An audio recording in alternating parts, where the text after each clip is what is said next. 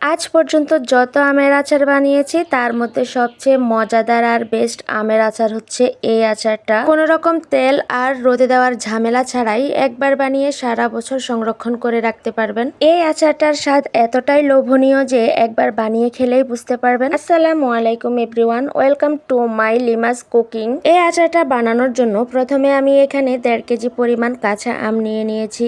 এখন আমি এই সবগুলো আমকে খোসা ছাড়িয়ে এভাবে পরিষ্কার করে ধুয়ে নিয়েছি। একটা আমকে মাঝখান দিয়ে কেটে দুভাগ করে নিয়েছি। এটা কিন্তু এভাবেই কাটতে হবে, চিকন করে কাটা যাবে না। এবার একটা নাইফের সাহায্যে এভাবে চিকন চিকন করে কেটে নিতে হবে। এভাবে কেটে নিলে লবণ, চিনির শিরা এবং সব মশলাগুলো খুব সুন্দরভাবে আমের মধ্যে প্রবেশ করতে পারবে আর আচারগুলো দেখতে খুবই রসালো হবে। একটা কড়াইতে সবগুলো আম ঢেলে নিয়েছি। এখন আমি এখানে 1.5 কাপ পরিমাণের চিনি দিয়ে দিয়ে দিচ্ছি 1/2 টিস্পুন লবণ আর দিয়ে দিচ্ছি কিছু পরিমাণ সিরকা। এখন আমগুলোকে নেড়ে ছেড়ে সব একসাথে মিক্স করে নিতে হবে। মিক্স করে আমি 1 ঘন্টার মতো আলাদাভাবে ডেকে রেখে দিয়েছি। আমগুলোকে এভাবে চিনি মেখে 1 ঘন্টা সময় ধরে রেখে দিলে আমের যে একটা আলাদা পানি থাকে ওটা বের হয়ে যাবে আর চিনিগুলো গলে শিরা হয়ে আমের মধ্যে ঢুকে যাবে। এই পর্যায়ে আমি আমগুলোকে চুলার উপরে বসিয়ে দিয়েছি আর কিছু মরিচ গুঁড়া দিয়ে দিয়েছি। মরিচগুলোকে ভালোভাবে নেড়ে ছেড়ে আমের সাথে মিশিয়ে নিতে হবে। কালারটা সুন্দর আসার জন্য আমি এখানে 3 চামচ পরিমাণে গুঁড়া গুড় দিয়ে দিয়েছি। আপনারা চাইলে দিতেও পারেন, আবার চাইলে স্কিপ করতে পারেন, কোনো সমস্যা নাই। গুড়টা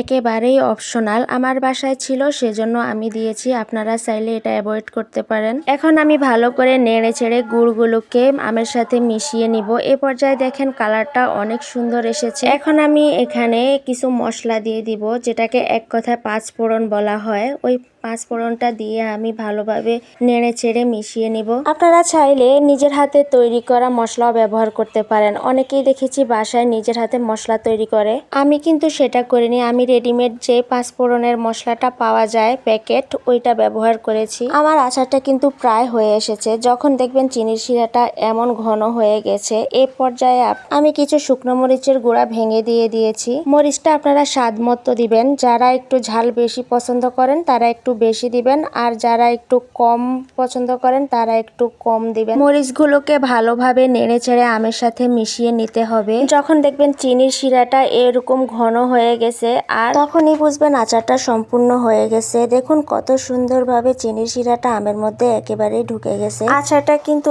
একেবারে কম মশলা আর তেল ছাড়া সম্পূর্ণভাবে বানিয়ে দেখিয়ে দিয়েছি। আপনাদের কাছে এই আচারের রেসিপিটা কেমন লেগেছে অবশ্যই কমেন্ট করে জানাবেন আর ভালো লেগে থাকলে অবশ্যই লাইক, কমেন্ট, শেয়ার করে দিবেন। আমার ভিডিওটা যারা ফেসবুক থেকে দেখছেন তারা অবশ্যই পেজটাকে ফলো করে দিবেন আর যারা ইউটিউব থেকে দেখছেন তারা চ্যানেলটাকে সাবস্ক্রাইব করে দিবেন। আজকে এ পর্যন্তই, সবাই ভালো থাকবেন। আল্লাহ হাফেজ, আসসালামু আলাইকুম।